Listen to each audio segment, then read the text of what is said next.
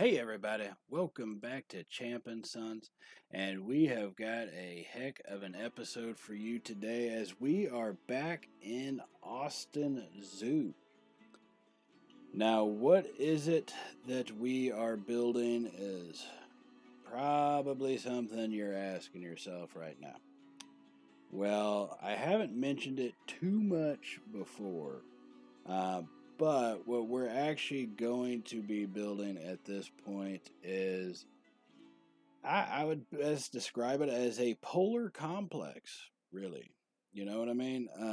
It's something that we're going to house a good chunk of our, uh, I guess, just Arctic animals. Really is what we're going to be housing. We're going to have four different animals in here. We're talking uh, reindeer, Arctic wolf, penguins, polar bears. That's really what this type of thing is for. So that's what we're going to be housing, and this is just the outline for it. And you see the little pathing. It's pretty much path basics right there. Um, so the first habitat, and trust me, changes happen to these things quite a bit, and by that I can tell you that the very first time I built any one of these habitats, this whole actual building, I had to destroy it. You know, destroyed the first term of the building, restarted it brand new. So change happens in this game quite often. It's just the way it works, and that's kind of what we're looking at and working with here in this one. Making changes to these habitats, the border of them as we get it out. This first one is going to be the reindeer habitat. I didn't want to put the big draw, the moneymaker, as they say, right at the beginning. Put a little bit of something to get the interest going and get people flowing, and then hit them with the good stuff after that, right? So I checked the Zoopedia just to make sure that, fence height, for some reason, I guess 2 meters, 6 feet. And when you think about it, 2 meters, it said like 1 to 2 meters basically. So 3 to 6 feet of a wall is all you need. Now, y'all know my style. Make the outline, put the animal in, and then cater it to their needs. I go through a bunch of cooler work on this thing, and it gets frustrating a lot of the times to get everything in there and make it all as snow covered as possible. Uh, and I want it to look. I understand it's going to look fake, like some portions of it, but I mean it's an enclosure, right? That's gonna happen. Ain't no two ways about it. So just dealt with that as best as we could, while trying to provide these animals with as much snow and ice as they love. So every animal in here can operate in. I think they're on average set to about 12 below the Celsius, so 12 below in that area, and I think we give them plenty of space. So that's why you see this massive outboarding, right? This massive building as far as from side to side. And you see me putting in trees here, and you're like, well, how are we going to put in trees if this is going to be an indoor section? Well, I tell you, sink the trees down, and then I like to go with a greenhouse type of idea. Give it glass roofing. The whole thing doesn't have to be glass. That'd be a little too much, a little tedious. So gave a glass roofing, and you'll kind of see that come along as we go with each habitat, having to start covering them up, build them at different heights. We will have one underwater habitat for our penguins, or not underwater habitat, but underwater viewing area for the penguins. And polar bears will have a small, I wouldn't say it's truly underwater, but it's enough to where you can get a sense of them in the water, right? Now, this design with these windows really was just to try to get over the trees and how we did it without making it too excessively large. And in the end, I think the building height comes out to about 11 to 12 meters, maybe 14. If I did my math right, which I probably didn't. But even then, 14 meters, if you think about it in feet, that's 14. That's only 42 feet tall. That's really not that tall as far as buildings go. Whenever you talk about walking around downtown, look at a public library. A basic public library. Those things anything with 2 stories is going to end up being almost 30 feet. So I think in general it worked out in a realistic height aspect. And this is Austin, right? So we're not very cold weathered. Of course, I say that, being 3 months removed from. Well, this is an idea of how uncold weather we are. We had some snow, lost power. I think a lot of people heard about how Texas kind of screwed ourselves over with the power.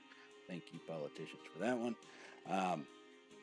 But we called it snowpocalypse, for God's sakes. 4 days the snow lasted on the ground, and we called it snowpocalypse. So we don't get a whole lot of snow in my area. So that's why we're not very cold weather. So we'd have to build an indoor section. You know what I mean? Then if we're going to have Arctic animals of any sort, they're going to have to be indoors. There's no way we could really keep them happy and provide them with what they need, and doing that outside just ain't gonna work that way. You know what I mean? So I do a lot of trying to close stuff off, make the paths meet up. So this way, in this habitat, you're seeing only really what you can see. I'm not going to allow a visitor to go through and see the staff pathing. At least I try not to. So the order of the animals, it is going to be the reindeer first, which you just saw that one. And then here comes the Arctic wolf, followed by the penguin, and then the polar bear. Now, keep in mind, going through doing this, there are, like I said, lots of changes that happen, the pathing work, and I don't get into the full detail of the building. This, you primarily see what amounts to just the actual habitat building and kind of the overall layout, but I don't get into the actual detailing. There will be a live portion following this episode, or at the end of this episode, and cinematics. And in that live portion, I'll catch up with everybody and show y'all kind of what detailing we do end up putting inside this building. But definitely stay tuned for that. I'm going to leave y'all off and let y'all kind of just enjoy the build with some of that music playing. And I will see y'all here in a little while. So, all right, everybody. Check in with y'all later.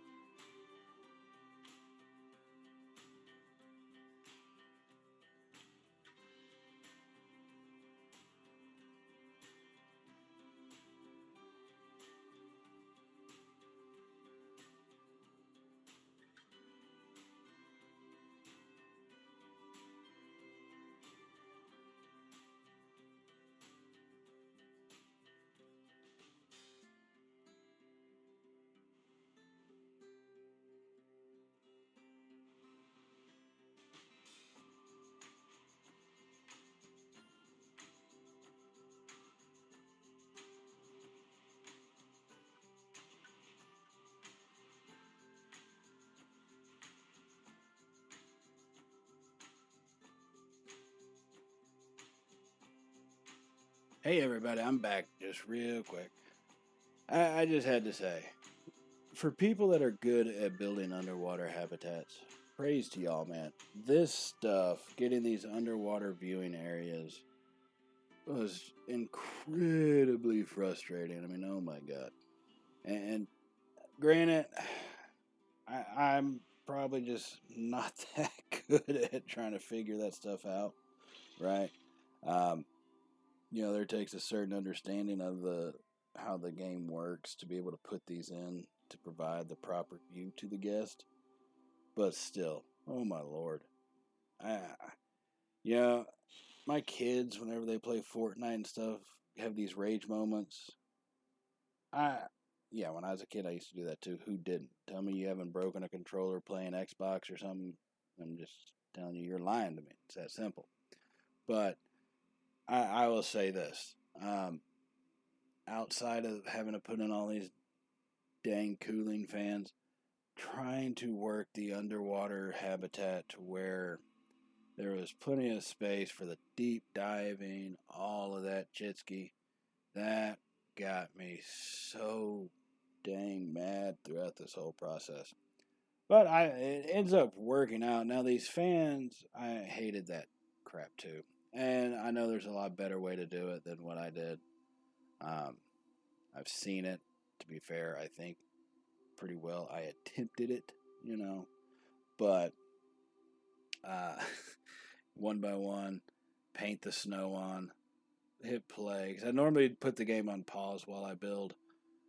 I'll play it once again while the animals are delivered, and then cater the habitat. But in this instance, I knew what their temperature needs were going to be, so I put in the cooling fans, paint the snow, and got so confused when I was like, wait a second, the snow's not coming, this ain't right, what's happening here?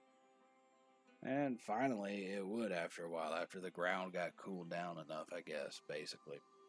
um, so I mean, overall, this penguin habitat, the penguin and the polar bear were probably the most frustrating out of this, and you'll see the polar bear build coming up next, because on penguins, we're talking now, add in all this dang depth so they can deep dive, so our people can see them swimming. All the little catering to these animals that we got to do. It. I say cater to the animals. Damn, they're so shoved in a zoo, for God's sakes. I guess I could be a little nicer about it. In all actuality. But then all of that stuff, this stuff just, it drove me up a danged wall. All right, I'll tell you that much. It really did. These penguins, the polar bear that's coming up next, all of it just drove me insane. I do feel like I got a hold of it, or I did feel like I got a hold of it by the time the polar bear comes up.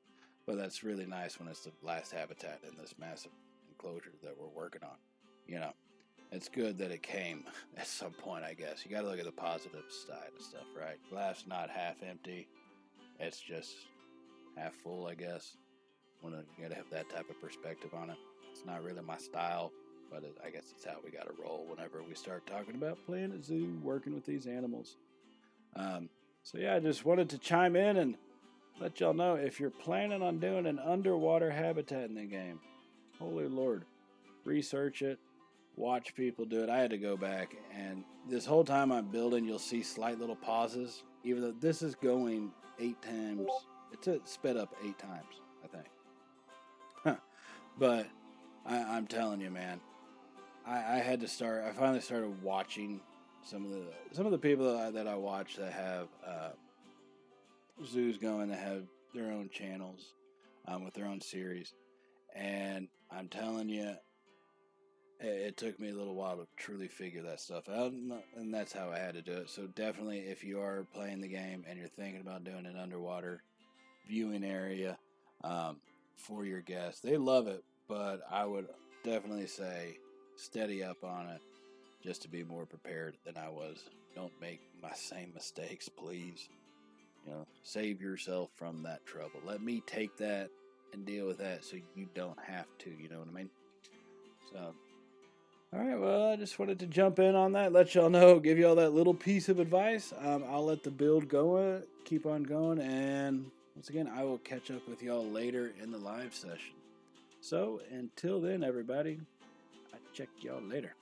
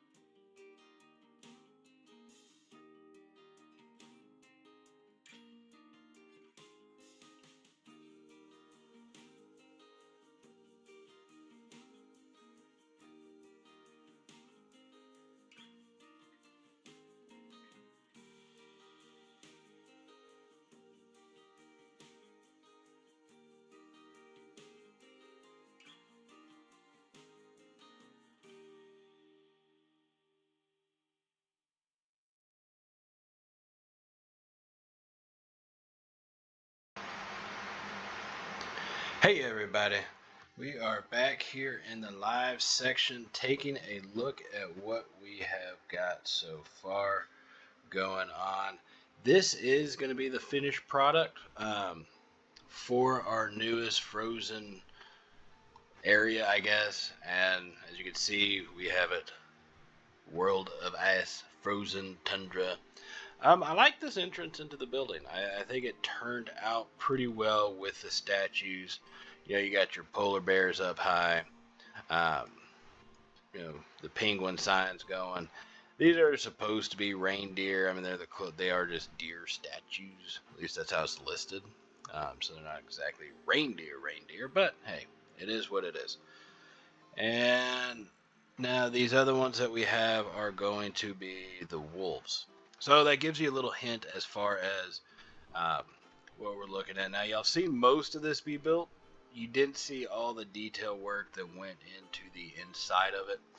So I will kind of highlight a lot of that as we go through. So yeah, let's just dive on into it here. And we've got a bunch of people pouring in by the droves here.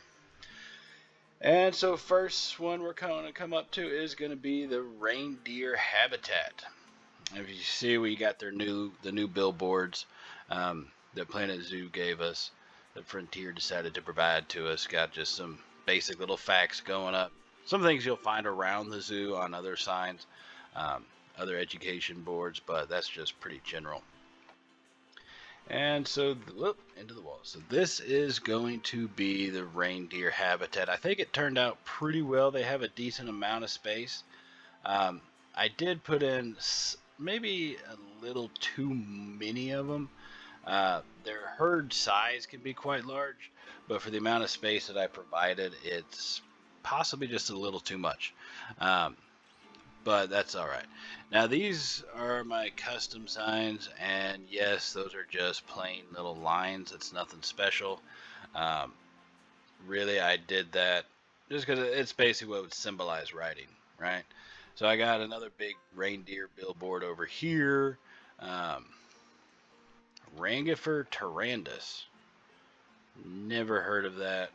Never heard of them being referred to that. But then again, I'm not a zoologist, biologist, anything like that either.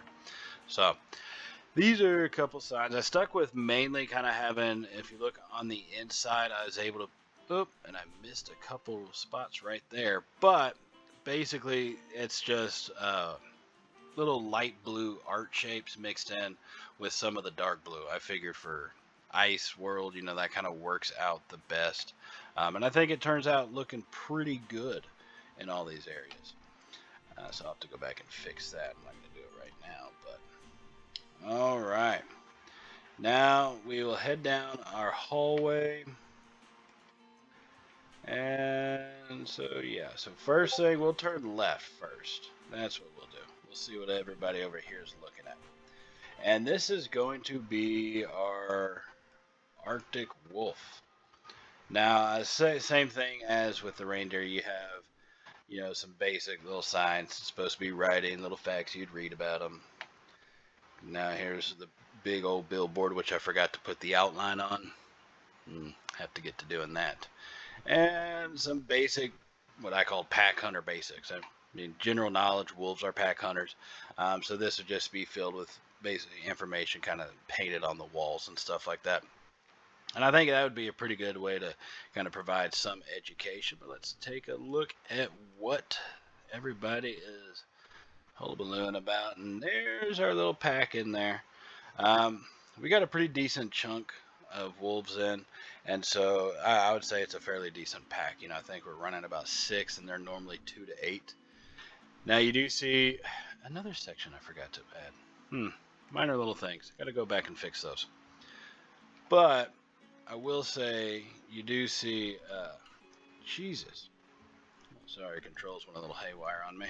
I built up the walls over here, and that's for a reason. At one point when I was doing a lot of the interior work, a couple of the wolves decided that these people down here looked pretty tasty. So they walked right along the wall on the little piece of land that was over there and hopped over the wall to get to them. So I did build up the wall right in front of the fencing, and then had to put this up over here to prevent them from being able to climb up and out of the enclosure. So I did give, as y'all noticed, while this was being built, a lot of space, pretty big spaces. One, I wanted them to have a pretty good amount of space to go, and plus, there's normally going to be a lot of animals in here, right? And so you need to let them have their ability to roam around at least a little bit. A lot of the shooting a deucer right on camera, bro. Come on, man. Have some dang couth about you, would you? What is your name? It's not letting me click on it. Oh well, so be it. And then we have their sleeping area. But I figured, you got multiple animals in these areas. Give them plenty of space to run around. And in all reality, if in, say, Austin, there was going to be an Arctic animal section, at the actual Austin Zoo, they have wolves there, but my God, they look depressed. And granted, Austin Zoo is a rehab zoo. I know I've said it a dozen times before, and that's what it's for, is just rehabbing animals. But still, these guys look like they want the snow. They want to be able to roam and move. And so that's what we kind of provided them in this environment. So if we were going to have a full functioning tourist attraction zoo, I'd say, this is the type of thing that would end up happening is we'd build a massive facility for it so we could temperature control where the animals are and provide them the best life that we could within the enclosure outside of a natural habitat. And so next one is one you're kind of staring at, the king penguin that we have here. And that's one of their basic signs. I really liked how these little penguin signs work out. I think those do really well. They display perfectly against a lighter background. So just they look absolutely phenomenal. So here's our underwater viewing section for the penguins, and you can see I stuck the feeder down there so everybody's not at 8 meters, I think, or something, is a deep diving depth. So the people aren't at 8 meters, but this gives the penguins places to go and actually allows you to see them go down, get their food, and kind of come back up. So I think it worked out pretty well, and I kind of like how this looks, and apparently everybody else does too. That guy up here was really enjoying it, doing some fist pumping going on. So these kids, man, my goodness. They all got rhino hats. We don't even have a dang rhino in the zoo. I wonder if they're trying to tell me something. My goodness, this is crowded. I'm going to have to do something about that. So before we take a look to our left, let's just go up and see what the penguins are like up top. And so, yeah, we got a lot of them in here, right? Y'all saw originally this is all snow, but apparently they like to have some sand and dirt. So I added that into it, but I don't know, I think this works out pretty well. They seem to be happy and enjoyable, and I like how it looks. Now I need to go back there, maybe put some of the snow rocks over here to kind of cover up the walls a little bit.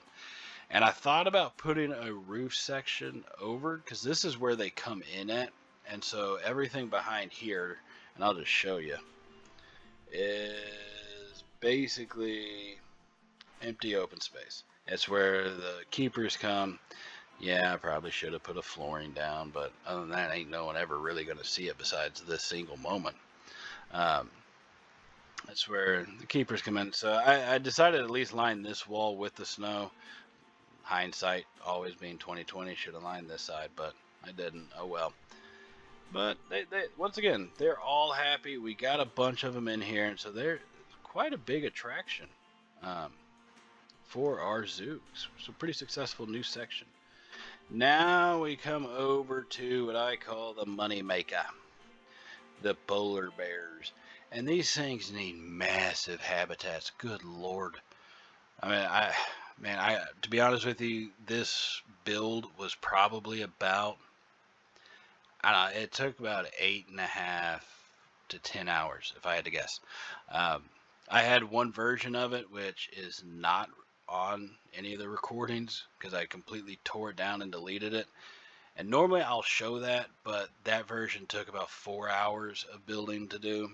So the 10.5 is included. Like when I say 10.5 hours, I include 4.5 for the version I tore down, right?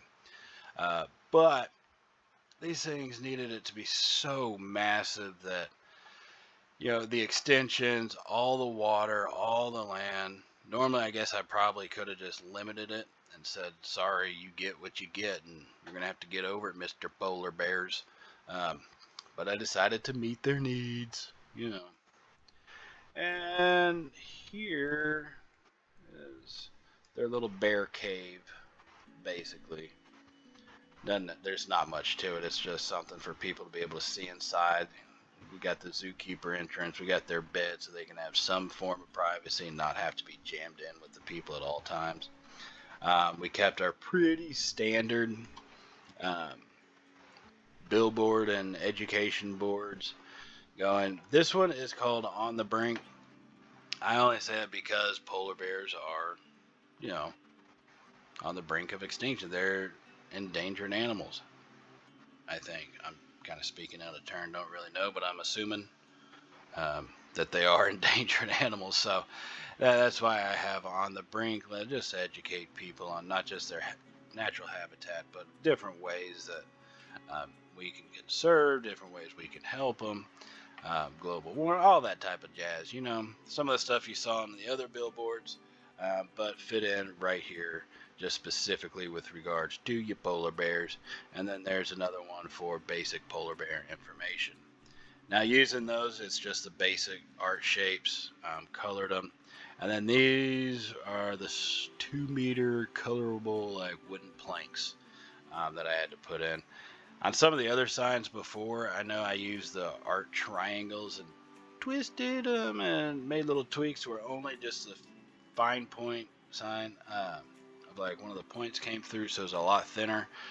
But this building, once again, as I said, is massive, and it needed to have big old billboard, so all that little tiny writing wouldn't do anybody any good. No one's going to stop and read it. But if you got some big old writing, stuff that's easy for people to notice and get their attention, yeah, we'll check it out over here. I haven't put the exit doors on this side yet. Probably should do that. So we're going to go ahead and we're going to go through one of our swimming entrances. Oh, there's a cooler. And here's the outside portion. I mean, my God. Not a whole lot of... The bears don't come over this way all that often. They do spend some time over here. Not too much. So if you come out of this way, you're not really going to see it. I call it the world's largest bear. Not sure if it is. Once again, just an assumption. And bear zone, just basic things to get on the wall there, so I'm not just piling up snow walls, snow rocks after snow rocks after snow rocks, all that type of jazz. So yeah, that's where we are at. Now on the outside, most of it's pretty barren for a good part. A lot of the stuff you can't see is not going to have all of the trim work going around it. I probably should put some trim work on these sides at least, but and that'll come at a later time. Now, what do we have in the plans and the future plans for our zoo? Well, first things first, I can tell you I'm going to put some shade covers along here. Basically, this is just a bunch of path work that I kind of tooled up to come around here. It's all over the place. Everywhere you see a tree and a little potter is where there was a gap, so you say, oh, look, they're going around these things. Nah, there's not path there. So when I put the path cover down, I had lifted it all the way up and then put the planters down and brought the path cover back down. So that's kind of what we were looking at on that one. Now, what is in the future for the zoo, right? So I am going to put some other little shading things and some lighting stuff here. As at night, it doesn't really have a whole lot of that. I'll finish off the tree work and some fencing. But as you can see, I kind of raised the terrain gently. I say gently, it's about as gentle as I could get it, or as I'm willing to get it, to come over this direction.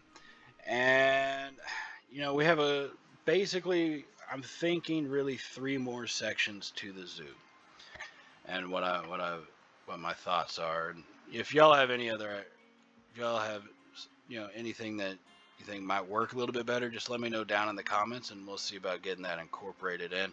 Because I'm thinking about in this type of area, looking at doing, say, a primate section. Have all the orangutans, chimpanzees, gorillas. Get in 3 pretty good sized habitats coming along here, so you can see it from the top or from the bottom, and kind of outline where that path would probably roll through right around here. And then on the back side, so have this path come up and around and probably join up down below. And then on the back side, look at doing some of the big cats, right? So lions, tigers, I think there's jaguar, cheetah, big cats over here. And then in this area, probably just another little restaurant, shopping area, to kind of fill in this middle section. Maybe a small habitat here. I'm not sure. I don't know what I would put right there, but I'll probably run the path along here and bring it right back beside the building, if anything. Or I may just use that as some form of backstage type thing, right? That's always a possibility. And then on this left side, this whole section over here, I've said it before, it's going to be our African safari ride through. So we're talking come out here, come around, and then come back. That's what we're going to be planning on doing. So really looking at 3 more sections to go. And then I'll finish up some of the detail work along the roadways, just so we can get that finished off. And a big old Austin Zoo this way sign here, and an Austin Zoo this way sign here, and connect up the parking lot and finish that up. The parking lot and road work, that's all going to be done off screen, so you don't have to worry about. I'm not going to force you to go in through and watch all that. I'm not going to force it. I don't really force anybody to watch anything, actually, now that I think about it. Well, I'm not going to give you the option. If you really want to see parking lot work, let me know. And hey, I'll include it, because why the hell not, right? So that's the future. That's really what we're looking at. I do want to keep some open space, whether it be in this area or here. Either put backstage or honestly just keep it open. Have it be more of a nature walkthrough. Run the natural path through and just connect it up at random points, just to give people an opportunity to walk through it. That's what I did over here on the outside of this little greenhouse sitting area. As you can see, there's a bunch of little paths going through here, just some trees. People don't really cut through these paths too much, except for these folks did. Oh, how nice of them. Well done. To cut across. And so, yeah, that's basically what we're looking at as the future of this zoo. Now, I could probably squeeze that in about 3 episodes and then do a final walkthrough, I figure. So we're looking at 4, maybe 5 more episodes till this zoo is totally completed. Let me know what y'all are thinking about it. If y'all have any ideas on, any other animals that we can put in here. We do have, like I said, a lot of space. Just let me know down in the comments. Remember to subscribe to the channel if you have not already. And give me a thumbs up if you did like today's video. It really does help out the channel, and we do greatly appreciate it here at Champ & Sons Gaming. So other than that, everybody, I do want to say thank y'all for visiting, and I will see y'all in the next one, everybody. So as always, stay safe, and well, you know how it goes. Later, y'all.